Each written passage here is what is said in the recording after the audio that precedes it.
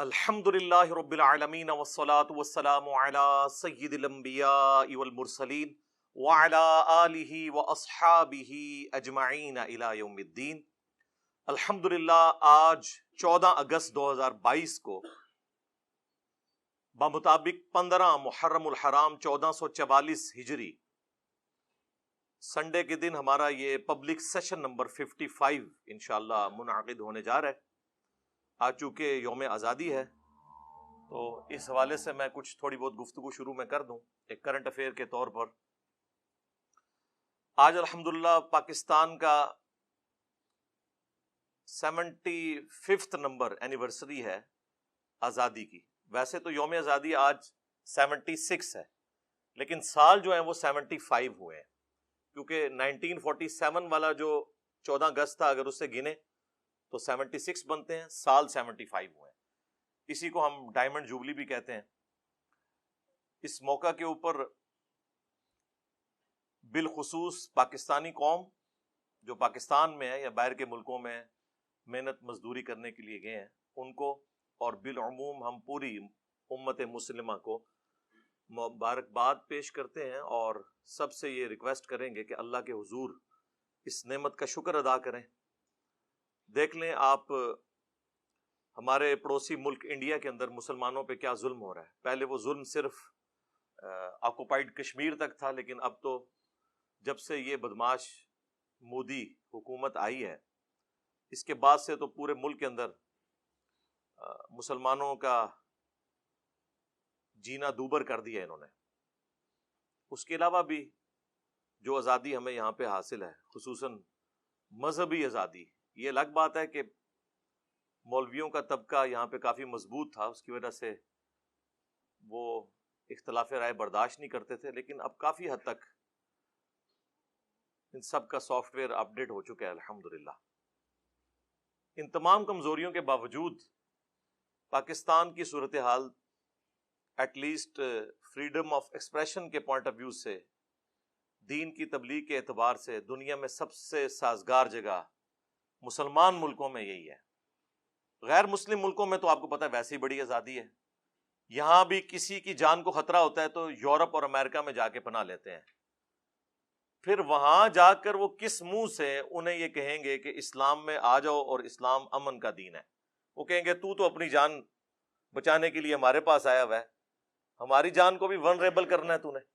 البتہ جتنے مسلمان ملک ہیں ان میں سب سے زیادہ اگر کوئی مذہبی آزادی ہے نا کسی ملک کے اندر تو پاکستان ہے، ورنہ آپ سعودیہ کے اندر، ایران کے اندر جو مذہبی قسم کے بھی ملک ہیں ان کے اندر بھی آپ ایک خاص ریڈ لائن کو کراس نہیں کر سکتے، اور وہ ریڈ لائن بھی ان کی خود ساختہ بنائی ہوئی ہے، چاہے وہ قرآن و سنت میں بھی لکھا ہوا ہو۔ خصوصاً ہمارا یہ پلیٹ فارم جس طرح کی باتیں کر رہا ہے یہ تو نہ سنیوں کو ہضم ہوتی ہیں نہ شیعہ کو ہضم ہوتی ہیں۔ جس کے مفاد کے اوپر زر پڑتی ہے وہ کہتا ہے جی انجینئر صاحب جو ہے وہ بڑی زیادتی کر رہے ہیں ہمارے ساتھ۔ یہ کوئی نہیں کہتا کہ یہ جو کچھ کہہ رہا ہے یہ بالکل ٹھیک کہہ رہا ہے، لکھا یہ ہوا ہے، لیکن چونکہ ہمیں اس سے تکلیف ہوتی ہے اس لیے یہ انتشار ہے۔ تو وہی بات ہے کہ اگر اس کی وجہ سے انتشار ہو رہا ہے یا یہ گند کو ہائی لائٹ کرتا ہے تو یہ سارا گند تو آپ کے بزرگوں کا ڈالا ہوا ہے، ہم تو صاف کر رہے ہیں۔ تو صفائی کرتے وقت تعفن تو اٹھے گا، اس کی بدبو تو آئے گی، لیکن انشاءاللہ ایک دفعہ صفائی ہو جائے گی تو پھر آئندہ کے لیے انشاءاللہ سکون ہو جائے گا۔ تو اللہ کے حضور سب کے سب لوگ شکر ادا کریں اس موقع کے اوپر آج کے دن کے اعتبار سے۔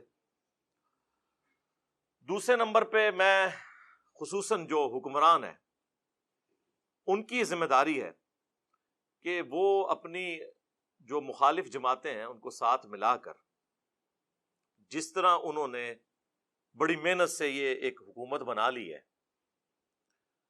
تو ابھی بھی جو اپوزیشن کے اندر جماعتیں بیٹھی ہیں انہیں بھی ساتھ ملائیں اور دو کام کریں جو میں اکثر کہتا ہوں، ایک چارٹر آف ڈیموکریسی اور دوسرا چارٹر آف اکانومی لکھ لیں، میثاق جمہوریت اور میثاق معیشت۔ اس کا فائدہ یہ ہوگا کہ آئندہ سے کوئی انفیئر مینز کے ذریعے دوسرے کی حکومت نہیں گرائے گا۔ جس طریقے سے آپ کو پتا ہے 2017 میں ایک حکومت گری اور پھر ابھی عمران خان صاحب کی حکومت کو بھی گرایا گیا، یہ حرکتیں نہیں ہوں گی۔ پھر وہ کہتے ہیں آئینی طریقہ ہے. وہ ہمیں پتہ ہے کہ کتے کو حلال کرنا جس طرح مولویوں کو آتا ہے, اسی طریقے سے آئین کے اندر کوئی شک تلاش کر کے اور حکومت کو الٹنا, یہ ہمارے پولیٹیشنز کو آتا ہے. ان کو پتہ ہوتا ہے کہ جو کچھ یہ کر رہے ہیں. تو یہ فائدہ ہوگا کہ اس طرح کسی کی ٹانگیں نہیں کھینچی جائیں گی. دوسرا, اگر معیشت کا چارٹر لکھا گیا, پھر کوئی حکومت یہ نہیں کہے گی کہ یہ تو پچھلی حکومت نے معاہدے کیے ہوئے تھے, ہمیں تو ملک ملے ہی دیوالیہ, ہم ہوتے تو اچھی ٹرمز پہ کرتے. جس طرح بھی یہ آج کی حکومت کہہ رہی ہے جی آئی ایم ایف کے ساتھ معاہدہ عمران خان صاحب نے کیا تھا.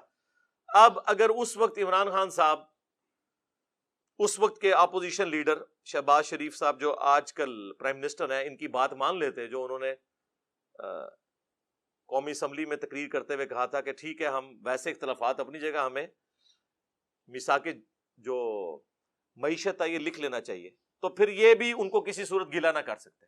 چلیں اب بھی میں رات کو دونوں پرائم منسٹرز کی تقاریر سن رہا تھا, جو موجودہ پرائم منسٹر ہیں پی ٹی وی والے اور جو دوسرے پرائم منسٹر ہیں سوشل میڈیا والے, یعنی شہباز شریف اور عمران خان صاحب. تو ایک ویسے میرے دماغ میں خیال آیا کہ کیا ہی اچھا ہوتا کہ یہ ایک جگہ پہ بیٹھ کے دونوں اپنی اپنی باتیں کر رہے ہوتے, بجائے ایک دوسرے کے خلاف کر رہے ہوتے, لیکن ایک فورم پہ بیٹھے ہوتے, اپنا اپنا موقف عوام کے سامنے رکھتے.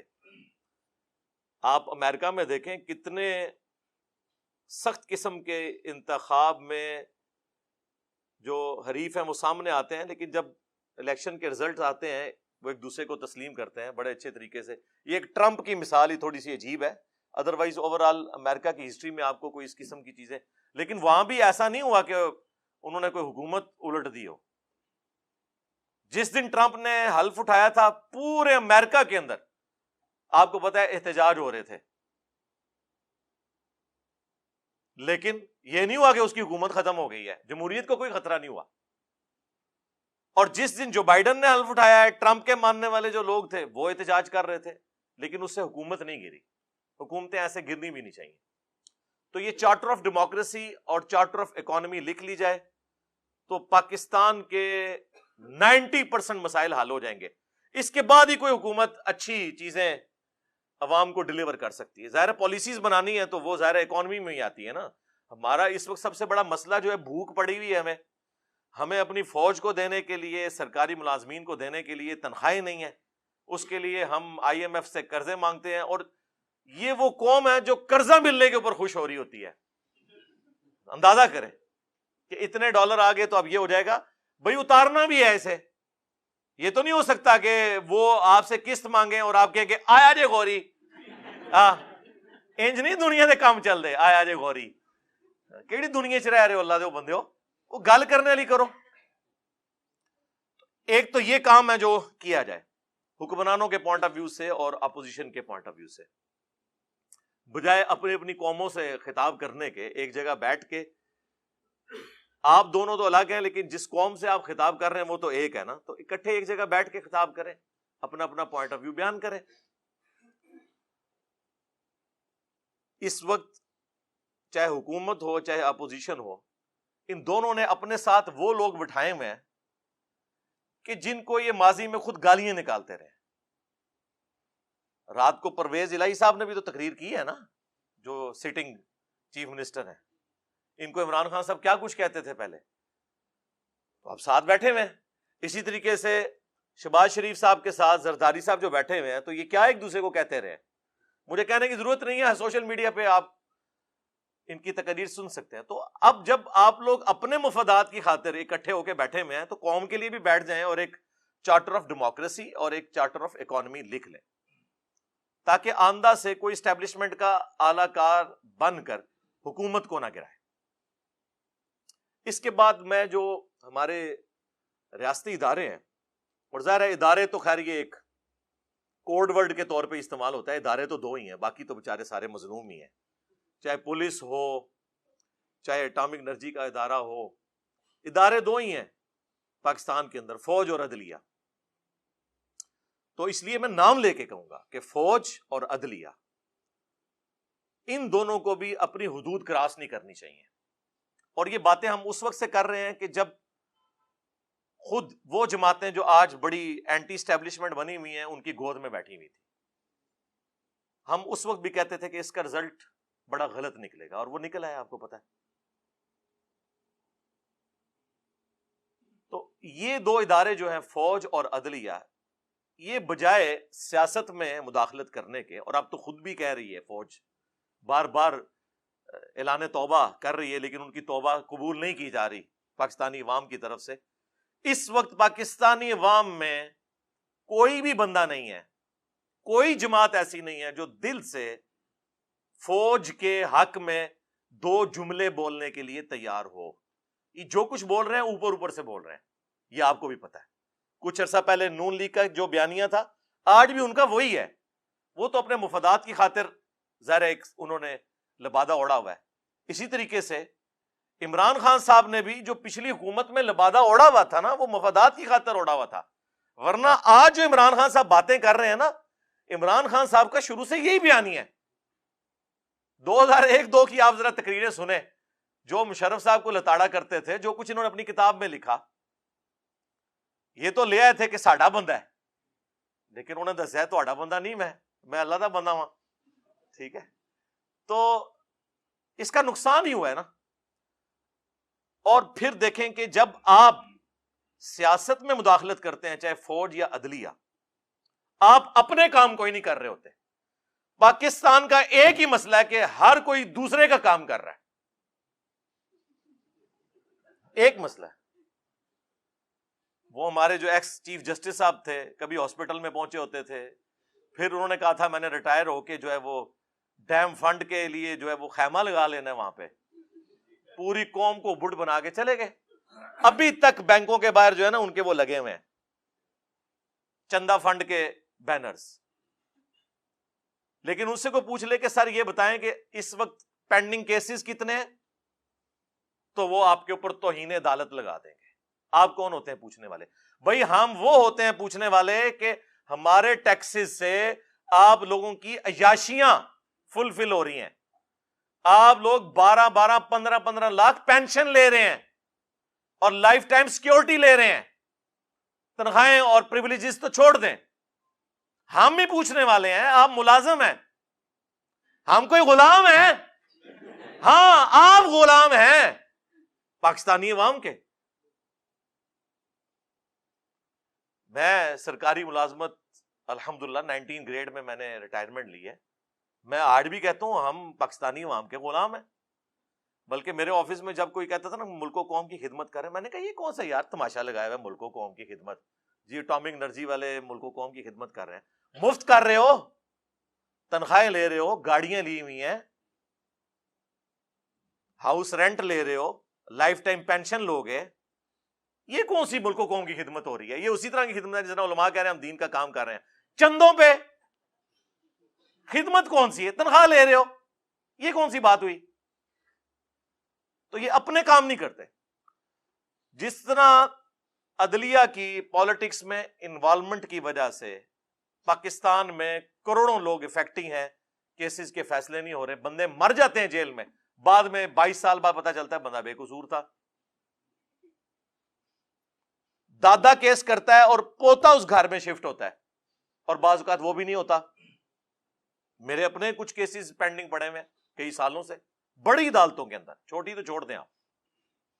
دوسری طرف فوج بھی جب پالیٹکس میں مداخلت کرے گی، میں اکثر سوچتا ہوں کہ پاکستان کی جو پولیٹیکل سچویشن ہے، خصوصاً کچھ عرصے سے جو عمران خان صاحب کو نکالے جانے کے بعد بنی ہوئی ہے، میں سوچ رہا تھا کہ ہماری جو فوج کی قیادت ہے، جو بڑے ہیں، وہ شام کے وقت جب بیٹھتے ہوں گے تو وہ اپنے کاموں کو سوچ رہے ہوں گے یا یہ پالیٹکس کو ڈسکس کر رہے ہوں گے؟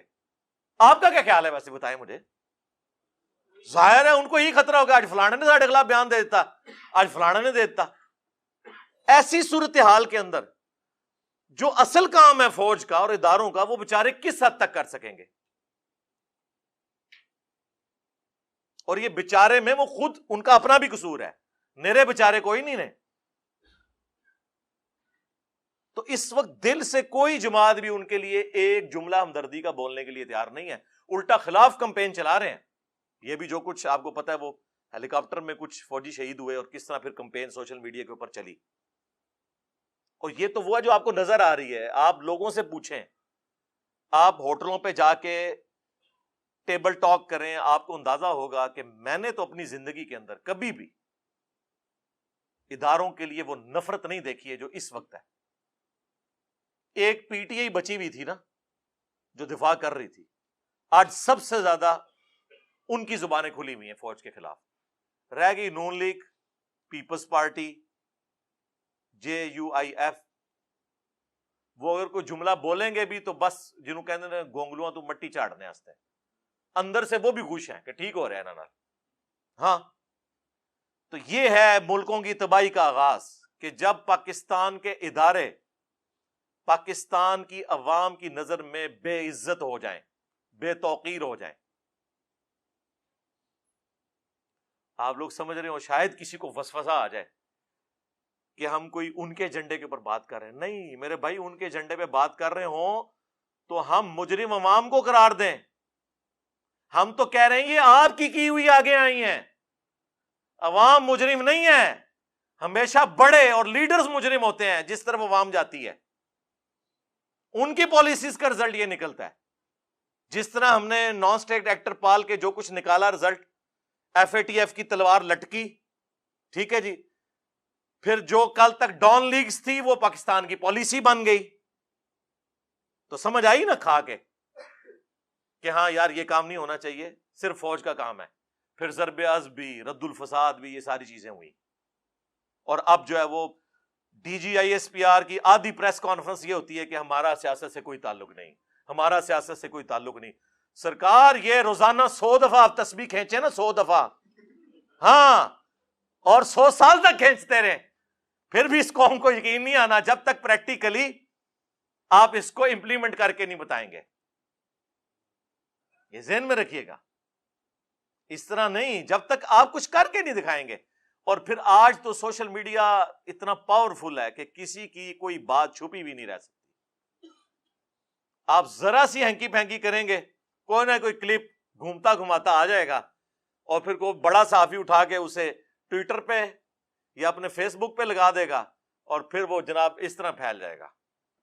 پھر آپ بے شک گرفتار کرتے ہیں. مجھے بتائیں گرفتاریوں سے کیا وہ جو باتیں لوگوں کے ذہنوں میں چلی گئی ہیں وہ نکل گئی ہیں؟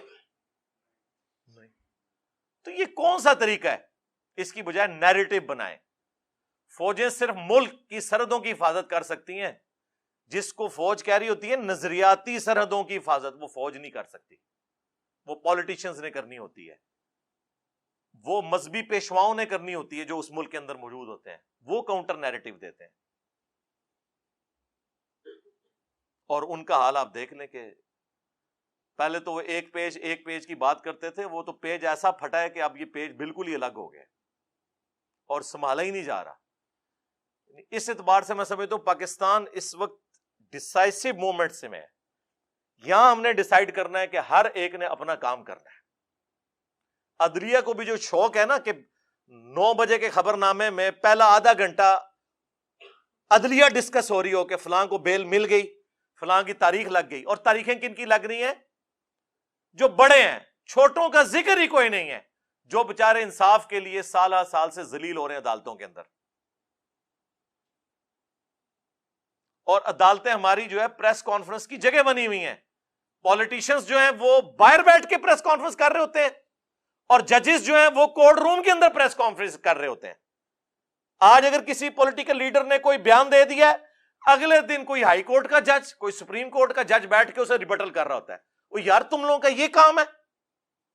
جج کا مطلب ہے جج کرنا, کہ وہ سنے گا. جج گونگا ہوتا ہے جی, یہ گوروں سے پوچھیں. جج گونگا ہوتا ہے, صرف وہ اس وقت بولتا ہے جب اس کو کوئی بات سمجھ نہیں آ رہی نا, تو وکیل سے کہتا ہے یہ آپ اس کو ذرا کلیئر کر دیں, باقی آپ اپنا جو جتنا ڈیفنس ہے نا وہ ریٹن میں مجھے جمع کروائیں. وہ اس کو پڑھتا ہے, اس کے بعد ایک رزلٹ سنا دیتا ہے. امریکہ میں جج مرتے دم تک جج ہوتا ہے, ریٹائر نہیں ہوتا. سب سے قیمتی انسان دنیا میں اللہ کی کرسی پہ جج بیٹھا ہوا ہے. اللہ نے اپنے لیے کہا ہے نا اولو العلم قائما بالقسط, اہل علم کا کہا کہ جو اللہ انصاف کے اوپر قائم ہے اس کے ایک ہونے کی گواہی اہل علم دیتے ہیں. اللہ نے ترازو نازل کیا. انبیاء کا بھی جب ذکر آیا تو کہا کہ کتابیں نازل کی اور ترازو قائم کیا. اور ہمارے ترازو کی آپ حالت دیکھ لیں کیا ہوئی ہے. پہلے ہی امام کو پتا ہوتا ہے جناب اے جج بیٹھے نے اے رزلٹ آئے گا. ہاں تو ٹھیک ہے یار, پھر عوام کو بٹھائیں اپنی سیٹوں کے اوپر, پھر بیان دیتے ہیں ہم جو ضمیر کے مطابق فیصلہ کریں گے. واہ, یہ کون سا دنیا کا قانون ہے کہ ضمیر کے مطابق فیصلہ کریں گے؟ قرآن تو کہتا ہے آپ کو اپنے خلاف گواہی دینی پڑے, اپنے رشتہ داروں کے خلاف گواہی دینی پڑے, آپ نے انصاف کے اوپر فیصلہ کرنا ہے, ضمیر کے مطابق نہیں, قانون کے مطابق فیصلہ کرنا ہے. عوامی امنگوں کا مکمل خیال رکھا جائے گا, یعنی جتنے لوگ ہماری تصویریں لگا کے اس پہ جو زیادہ جوتیاں مارے گا نا اس کے حق میں فیصلہ کریں گے, کیونکہ ان سے ہمیں زیادہ ڈر لگتا ہے ٹرولنگ سے. یہ ہوتی ہیں عوامی امنگیں. میں چونکہ ایک ایسی پوسٹ کے اوپر بیٹھا ہوں کہ میرے لیے یہ سب کے سب لوگ اسٹوڈنٹ کی حیثیت سے ہیں, اس لیے میں ان سے اس لہجے میں گفتگو کر سکتا ہوں, اور پریکٹیکلی اسٹوڈنٹ ہیں بھی ہیں الحمدللہ.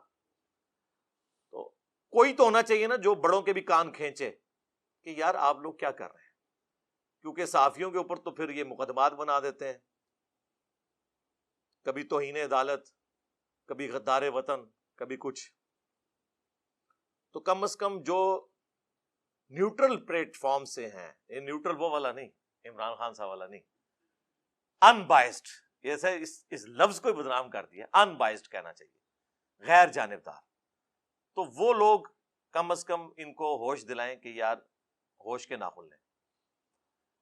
اور آخر میں جو پاکستان میں صاحب ثروت لوگ ہیں, امیر لوگ, ان سے میں ریکویسٹ کروں گا, اس وقت قوم کو اس بدحالی سے نکالنے میں آپ سب سے اہم کردار ادا کر سکتے ہیں.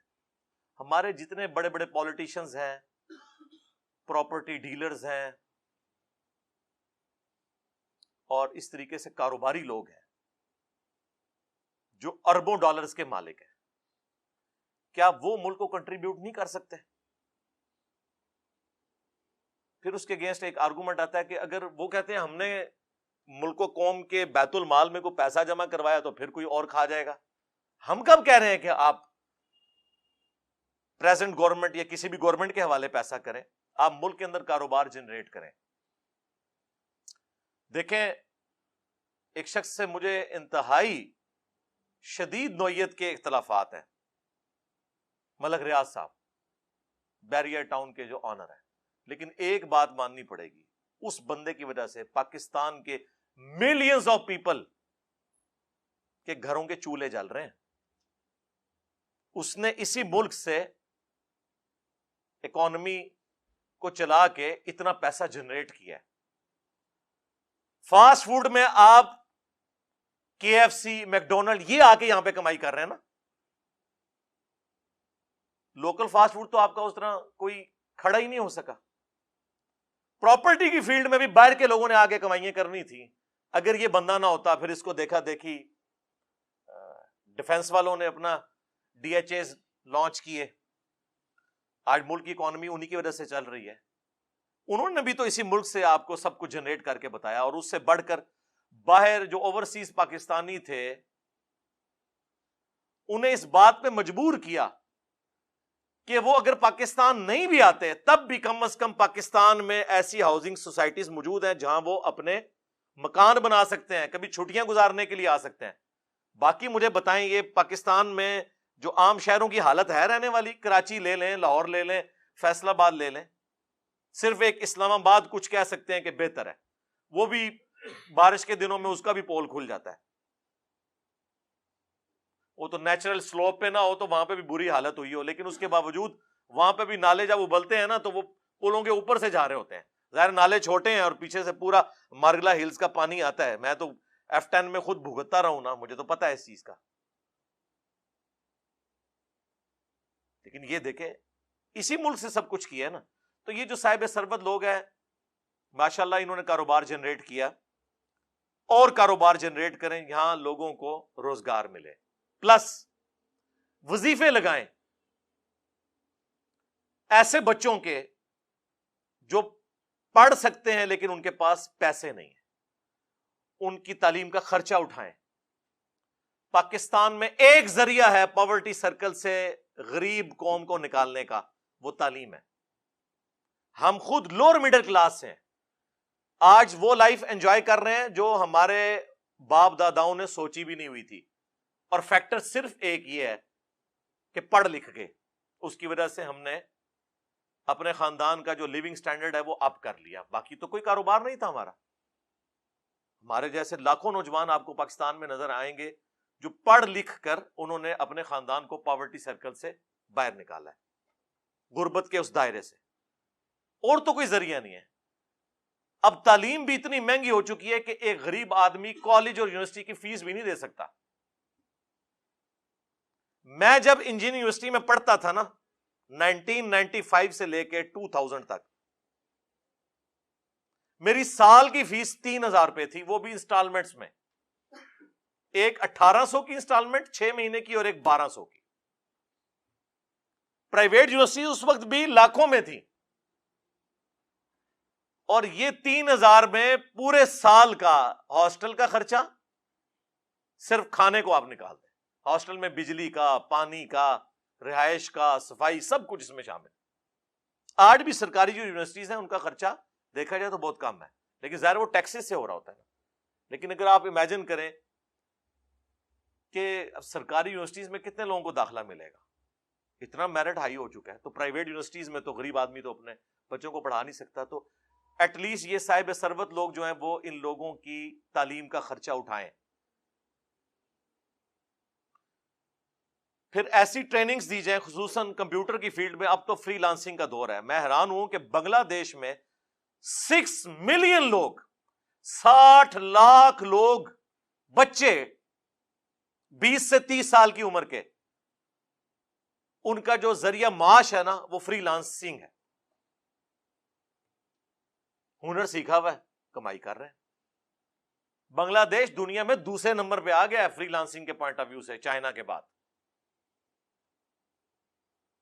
ہم کہتے تھے جناب غریب قوم ہے، اور کسی کو مثال دی جاتی تھی نا تو کہا جاتا تھا تیری 2 ٹکے کی بھی اوقات نہیں ہے. آج 2 ٹکے جو ہیں وہ پاکستان کے 4 روپے کے برابر ہیں، جو آپ 2 ٹکے کہا کرتے تھے. حالانکہ ان کے پاس ریسورسز بہت کم تھے. اچھا یہ میں کوئی جیلسی میں بات نہیں کر رہا، مجھے تو بڑی خوشی ہوتی ہے بنگلہ دیش ترقی کرے، پھلے پھولے، ہمیں خوشی ہوتی ہے کہ ٹھیک ہے یار، ایک غم تھا وہ ہم سے الگ ہوئے. لیکن جس طرح کبھی ماں باپ بھی یہ کہتے ہیں کہ یار ٹھیک ہے بچے ہم سے الگ ہو گئے مجبوراً، لیکن اپنے گھروں میں تو خوش ہے نا. ہمیں تو اس بات کی خوشی ہے، وہاں پہ بھی کروڑوں مسلمان رہ رہے ہیں. جب ہم الگ ہوئے تھے آبادی برابر تھی، بلکہ ان کی تھوڑی سی زیادہ تھی. آج دیکھیں جناب ماشاءاللہ یہاں تو بارے ہیں. یہ بھی تو بہت بڑا ایٹم بم ہے نا آبادی والا. اور کروڑوں کا ڈفرنس انہوں نے ڈال لیا ہے، کنٹرول کیا ہوا ہے. یہ کون سا طریقہ ہے جی امت میں اضافہ کرنا ہے؟ جی اس طرح کی امت جو نکھٹو قسم کی اضافہ کرنا ہے، تربیت کوئی نہیں کرنی ہے. یہ پتہ نہیں کس نے ان کو پڑھا دیا ہوا ہے. وہ آپ میرے فیملی پلاننگ کے اوپر جو میری ویڈیوز ہیں وہ دیکھ لیں، وہ آج ٹاپک پھر ایک الگ ہے. تو یہ کام کرنے کا ہے. پلس جو میں اکثر کہتا ہوں کہ جو امیر حضرات ہیں خصوصاً جو ڈیفنس میں بیریئر ٹاؤن کے اندر رہ رہے ہیں، جن کے ذاتی مکان ہیں، مہینے کی انکم ان کی 2 لاکھ روپے سے زیادہ ہے، ان کے لیے کوئی مشکل نہیں ہے کہ اپنے گھر کی چھت کے اوپر ایک سولر سسٹم لگا لیں. یہ میں نے بالکل اس طریقے سے، جیسے میں کہتا ہوں نا قرآن پاک آپ نے ترجمے سے پڑھنا ہے تاکہ آپ کے عقائد کی اصلاح ہو، یہ بھی میں نے لکیر بار بار پیٹنی ہے کہ یہ آپ زیادتی نہ کریں باقی قوم کے ساتھ کہ پاکستان میں 1 یونٹ آلموسٹ 35 سے 40 روپے کا بجلی کا بنتا ہے، جو گورنمنٹ آپ کو 15 سے 20 روپے، اب انہوں نے 24 روپے کر دیا ہے. ابھی بھی گورنمنٹ جو آپ کو بجلی کا یونٹ دیتی ہے نا، 10-15 روپے ہر یونٹ کے پیچھے صدقہ خیرات کے پیسے یعنی ٹیکسز کے پیسے وہ ڈال کے دیتی ہے. ایک امیر بندے کا یہ کام نہیں ہے کہ وہ صدقہ خیرات کے پیسوں سے بجلی لے. وہ تو افورڈ کر سکتا ہے نا یار. 10 kVA کا ایک سسٹم لگا لے اگر بڑا مکان ہے، چھوٹا مکان ہے 5 kVA کا ایک سسٹم لگا لے. آج کی ڈیٹ میں 14 اگست 2022 بمطابق 15 محرم 1444 ہجری آلموسٹ 10 سے 11 لاکھ روپے کا 5 KVA کا سسٹم لگ جاتا ہے. 25-30 سال کے لیے آپ بجلی سے بے فکر ہو جائیں. جس طرح آپ گھر میں بورنگ کروا کے گورنمنٹ کے پانی سے بے فکر ہو جاتے ہیں نا, یہ کریں. اور دوسری آپ کی کتنی بڑی کنٹریبیوشن ہوگی کہ اگر یہ سب لوگ, بلکہ میں تو کہوں گا کہ بیریا ٹاؤن اور ڈیفنس میں جہاں لوگ کروڑوں کے پلاٹس لے کے کروڑوں کی کنسٹرکشن کر رہے ہیں, اس میں مجھے بتائیں 10 لاکھ یا 20 لاکھ روپیہ تو اونٹ کے منہ میں زیر ہے. ان کو تو آفیشلی یہ ڈکلیئر کرنا چاہیے کہ یہاں پہ مکان وہی بنائے گا جو اپنا سولر سسٹم اپنا انسٹال کرے اوپر. اور میرے بھائی جو 1.5-2 کروڑ روپے کا پلاٹ لے رہا ہے وہ 10 لاکھ روپے کا سسٹم نہیں لگا سکتا. جس کے پاس 50 لاکھ روپے کی گاڑی ہے جو چند سالوں کے لیے, اور یہ ایک پوری جنریشن کے لیے 25-30 سال کے لیے ایک سولر سسٹم نہیں وہ لگا سکتا. لیکن وہ لوکل نہیں لگانا آپ نے, جو کمپنیاں گورنمنٹ کی طرف سے ہیں جس میں ریورس میٹرنگ بھی پھر آپ کو الاؤ ہوتی ہے, جو اوریجنل والی پلیٹس ہیں. وہ میں نے اب کسی کا نام نہیں لینا ورنہ پھر ایک آپ بالکل اسپیسیفک ہو جائیں گے. کافی ساری کمپنیز ہیں, وہ آپ دیکھ لیں گے یوٹیوب پہ, آپ کو اندازہ ہو جائے گا. تو یہ کام اگر کر لیں تو اب یہ سب جو ہمارا امیر طبقہ اور زیادہ بجلی بھی یہ یوز کرتا ہے. آپ کو پتا ہے پاکستان میں 35 سے 40% لوڈ جو ہے وہ اے سیوں کا ہے جی. اگر اے سی بند کر دیے جائے نا پاکستان سے تو بجلی زیادہ ہے ہمارے پاس گرمیوں میں. مجھے بتائیں چھوٹی سی دکان میں بھی ایئر کنڈیشن لگا ہوا ہے تو ایٹ لیسٹ 1.5 سے 2,000 واٹ تو لیتا ہے ایک انورٹر بھی. وہ تو پھر چل چل کے تھوڑا جا کے پھر بھی 700-800 پہ تو آتا ہے وہ. جتنی سرکاری بلڈنگز ہیں ان کے اوپر سولر لگے ہوئے ہوں, نہ وابڈا سے ان کو بجلی دی جائے. جناب آپ یوٹیوب پہ جا کے دیکھیں جن ملکوں میں سورج اتنا نکلتا بھی نہیں, پاکستان تو آئیڈیل جگہ ہے سولر کے پوائنٹ آف ویو سے. باقی جو ونڈ انرجی ہے اس کے اعتبار سے تو صرف ہمارے کوسٹل ایریاز ہی ہیں, پورے ملک میں ونڈ انرجی تو اس طرح جنریٹ نہیں ہو سکتی. لیکن سولر پاکستان میں 330 دن سورج نکلتا ہے. یہ خوش نصیب ترین جگہوں میں سے ہے سولر کے اعتبار سے. چائنا میں دیکھیں پورے پورے پہاڑ, جس طرح یہاں پہ آپ کو درخت جنگل نظر آتے ہیں نا, سولر پینلز کے ہیں. جھیلوں کے اوپر, سمندروں کے اوپر, پولوشن زیرو, انرجی پروڈیوس ہو رہی ہے. کوئی تیل جلانے کی ضرورت نہیں ہے آپ کو, کوئی شور نہیں, کوئی کچھ نہیں. تو یہ کام کریں, پابند کریں ہاؤسنگ سوسائٹیز والے کہ سولر سسٹم اپنا لگائیں اور بجلی ان کو نہ پرووائڈ کی جائے. وہ بجلی جھونپڑیوں میں رہنے والے غریب لوگ ان کو ملے اور ان کے لیے اور سستی کریں. اور یہ بار بار جو تیل کے آپ معاہدے کر رہے ہیں اس کی بجائے سولر سسٹم خریدیں. گورنمنٹ معاہدے کرے بڑی کمپنیوں کے ساتھ. تو اب بجائے یہ پلانٹ لگانے کے جی ہم نے فلاں جگہ جو ہے ایک فرنس آئل کا پلانٹ لگا لیا, فلاں جگہ ڈیزل پلانٹ لگا لیا, اس کی بجائے میرے بھائی پاکستان میں زمین تھوڑی ہے یار, اندازہ کرو بلوچستان پورا. اور میں حیران ہو رہا تھا بلوچستان میں کتنا سیلاب آیا ہوا ہے. جہاں پانی کی ایک ایک بوند کو لوگ ترستے ہیں وہاں سیلاب آئے ہوئے ہیں. ایک ڈیم نہیں ہم بنا سکتے, پانی نہیں ہم سٹور کر سکتے. یعنی بلوچستان کا سیلاب سن کے بڑی حیرانگی ہوتی ہے. اسی طریقے سے مجھے تو ایسی حیرانگی ہوتی ہے کہ کوئی مجھے بتائے نا کہ ملتان میں برف باری ہوئی ہے تو آپ حیران ہوں گے نا. اس طرح میں حیران ہو رہا ہوں کہ یار یہ بلوچستان ہے کہ پانی سنبھالا نہیں جا رہا, اور واٹر ٹیبل وہاں پہ تقریباً 700-800 بعض جگہ 1000 فٹ پہ جا چکا ہے. پرانے طریقے چلتے آ رہے ہیں, انہی کو یوز کیا جائے. جو کنویں کھودے ہوئے یہ جتنے پانی ہیں ان کا رخ ان کنووں کی طرف کر دیں آپ تو زمین میں واٹر ٹیبل اوپر آ جائے گا. لوگوں نے پریکٹیکلی کر کے بتایا. ایک موسم کی بارشیں اگر آپ سٹور کر لیں نا, ایک علاقے کی, ایک گراؤنڈ کی, پورے علاقے کا واٹر ٹیبل اوپر آ جاتا ہے. جہاں سٹیڈیم بنے ہوئے ہیں بس اس کو ایک رخ دے دیں اور 2-4 جو کنویں ہیں ان تک پہنچا دیں, کنووں میں پانی ڈالیں, وہ نیچے خود بخود واٹر ٹیبل اوپر آ جائے گا. اسلام آباد میں آپ دیکھیں کئی جگہوں کے اوپر گرمیوں میں بالکل 300-400 فٹ پہ گیا ہوا تھا, جب بارشیں ہوئی ہیں وہ 70-80 فٹ پہ پانی آ گیا. اتنا پانی ہم ضائع کرتے ہیں. پھر جب انڈیا ہمارے خلاف مقدمہ کرتا ہے انٹرنیشنل عدالت میں جا کے تو ہم پھر چیختے ہیں کہ جناب وہ جو ہے نا جی ہمارے خلاف مقدمہ کر رہے ہیں، وہ کہتے ہیں یہ تو پانی استعمال نہیں کرتے تو یہ ضائع کرتے ہیں، ہم استعمال کریں گے. تو بجائے ان کا رونے کے کہ انہوں نے 22 ڈیم بنا لیے، ہم ڈیم بنائیں نا، ہم پانی سٹور کریں. اور بہت بڑے ڈیم بنانے کی ضرورت نہیں، چھوٹے چھوٹے بھی ڈیمز بنائے جائیں، پانی کم از کم سٹور تو کیا جائے، پینے کے لیے اویلیبل ہو. اب باتیں تو پھر آپ کو پتہ ہے ہم بھی کسی صحافی سے کم نہیں ہیں، ہاں بہت ساری باتیں کی جا سکتی ہیں، لیکن میں نے کوشش کی کہ تھوڑے سے وقت میں اپنا درد دل، چونکہ آج کا دن متقاضی تھا، 14 اگست کا دن تھا، تو میں 14 اگست کے حوالے سے کم از کم اس نیشن کے پوائنٹ آف ویو سے پاکستان کی جو حالت زار ہے جس کی وجہ سے ہم سب لوگ اب پریشان ہیں، تو دو چار باتیں آپ کے گوش گزار کرتا. سٹارٹ بھی میں نے اللہ تعالیٰ کے شکر سے کیا تھا، اینڈ پہ بھی اللہ کا شکر ادا کرتے ہیں، اللہ ہی کی طرف رجوع لاتے ہیں، اللہ سے دعا بھی کریں کہ اللہ تعالیٰ پوری امت مسلمہ بالعموم اور بالخصوص ملک پاکستان، اس میں رہنے والے لوگوں کی دین دنیا اور آخرت کی بہتری فرمائے. صلو علی محمد و آل محمد، اللہم صلی علی محمد وعلی آل محمد و اصحاب محمد و ازواج محمد اجمعین الی یوم الدین، آمین.